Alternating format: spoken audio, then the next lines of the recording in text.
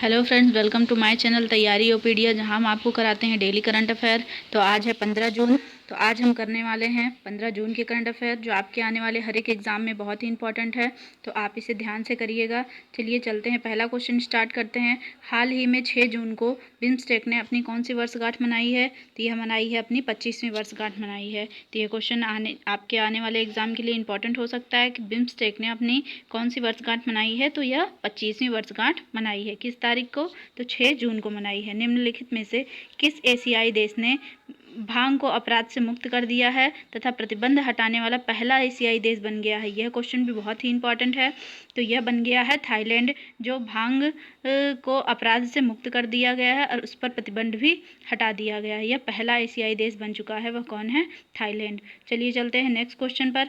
Thailand निम्न में से किस दिन बाल श्रम दिवस के खिलाफ विश्व दिवस मनाया जाता है? तो यह मनाया जाता है 12 जून को।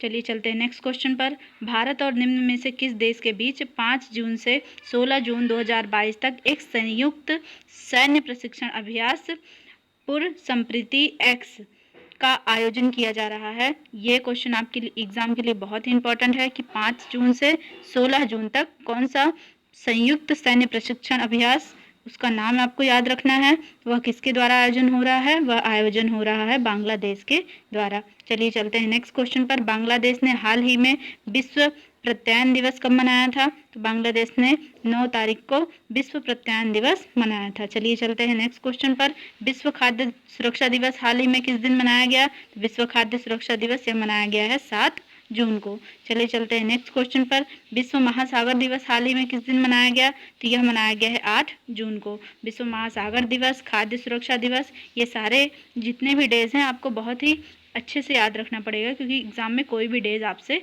पूछ सकता है। चलिए चलते हैं नेक्स्ट क्वेश्चन पर। हाल ही में संयुक्त राष्ट्र सुरक्षा परिषद के लिए 2023-24 के कार्यकाल के लिए अस्थायी सदस्य के रूप में इक्वाडोर, मालवा, मोजाम्बिक, स्विट्जरलैंड निम्न में से कौन सा देश यूनेस्को ने सदस्य के रूप में चुन लिया है? तो यह चुना है जापान को सदस्य के रूप में चुन लिया है, और भारत का कार्यकाल अब खत्म हो गया है तो उसकी जगह पर जापान को अब चुना है। चलिए चलते हैं नेक्स्ट क्वेश्चन पर। हाल ही में भारत ने 6 जून 2022 को परमाणु हमले में सक्षम निम्न में से कौन सी बैलिस्टिक मिसाइल का सफल परीक्षण किया? तो यह क्वेश्चन बहुत ही इंपॉर्टेंट है साइंस और टेक के रूप में कि कौन सी मिसाइल का सफल परीक्षण किया है? तो अग्नि 4 का सफल परीक्षण कर लिया है। चलिए चलते हैं नेक्स्ट क्वेश्चन पर। निम्न में से किसने नई दिल्ली में राष्ट्रीय जनजाति अनुसंधान संस्थान के लिए नए भवन का निर्माण किया है?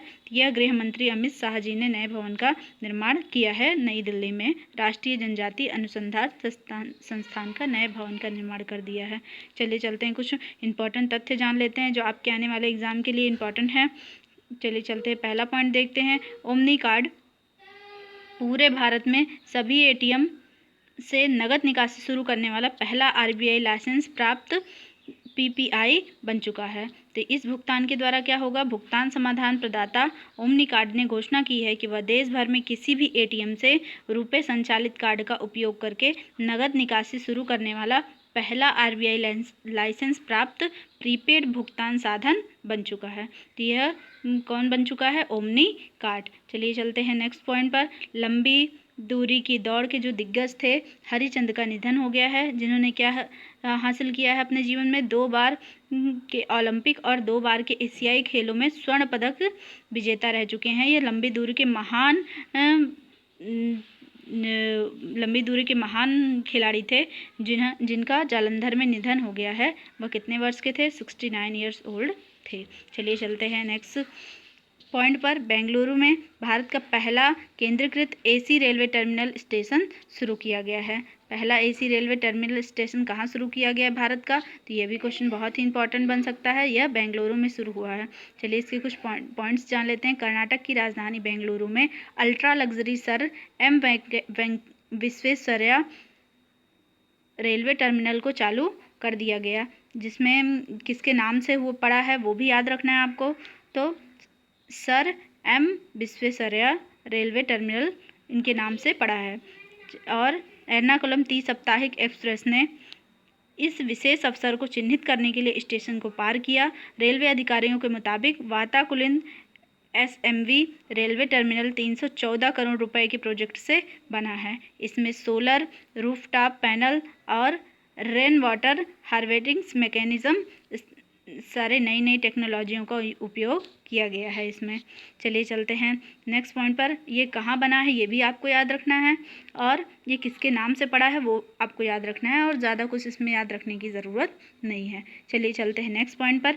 मई में खुदरा महंगाई दर 7.04% रहा है। उपभोक्ता मूल्यांक सूचकांक CPI आधारित मुद्रास्फीति अप्रैल में 7.79 और मई में 2021 में खुदरा महंगाई 6.3% रह चुकी है। तो ये खुदरा मूल्य की जो महंगाई दर फीसदी है ये आपको याद रखना है, ये आपको एग्जाम में पूछ सकता है। चलिए चलते हैं नेक्स्ट पॉइंट पर। एशिया के सबसे लंबे दांत वाले हाथी जिसका नाम क्या है, भोगेश्वर, की प्राकृतिक कारण से मौत हो चुकी है।